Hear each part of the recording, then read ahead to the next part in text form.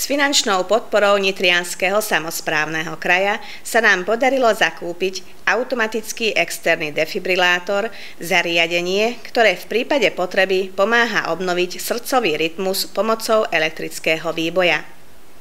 Zariadenie spolu s dvojjazyčnou informačnou tabuľou sme pomocou miestneho podnikateľa nainštalovali pri vchode obecného úradu.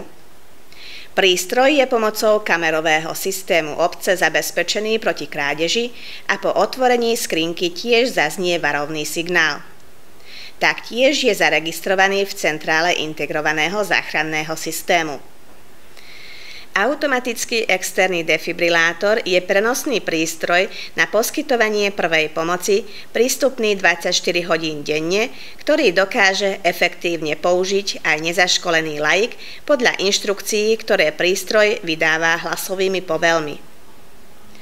Inštrukcie k použitiu automatického externého defibrilátora v rámci prvej pomoci poskytnú po telefonickom kontaktovaní tiež operátori linky tiesňového volania 155. Prístroj slúži na analýzu srdcového rytmu a po vyhodnotení rytmu, ak je to potrebné, podá prístroj elektrický výboj. Analýza rytmu prebieha hneď po zapnutí prístroja, nalepení elektród na pacientov hrudník a následne viackrát po dvojminútových intervaloch. Medzi vykonávanými analýzami prístroj taktiež inštruuje záchrancu k správnej a efektívnej resuscitácii do príchodu záchrannej zdravotnej služby. Pracovníci dodávateľskej spoločnosti vysvetlili našim kolegom, dobrovoľným hasičom a opatrovateľkám spôsob použitia prístroja a taktiež si spoločne oprášili svoje vedomosti v oblasti poskytnutia prvej pomoci. Sme radi, že odteraz je v našej obci k dispozícii aj takýto dôležitý prístroj na záchranu ľudských životov. Nyitra megye támogatásával sikerült megvásárolnunk egy automata külső defibrillátort, egy életmentő eszközt, amely elektromos impulzus segítségével hivatott visszaállítani a szív normál ritmusát. Az eszközt a kétnyelvű információs táblával együtt sikerült egy helyi vállalkozó segítségével elhelyeznünk és beüzemelnünk a községi hivatal bejáratánál. Az eszközt lopás ellen a községi kamerarendszer segítségével védjük, illetve a berendezés szekrényének kinyitását követően megszólal egy figyelmeztető hangjelzés is. A készüléket bejegyeztük az Országos Mentőszolgálat rendszerébe is.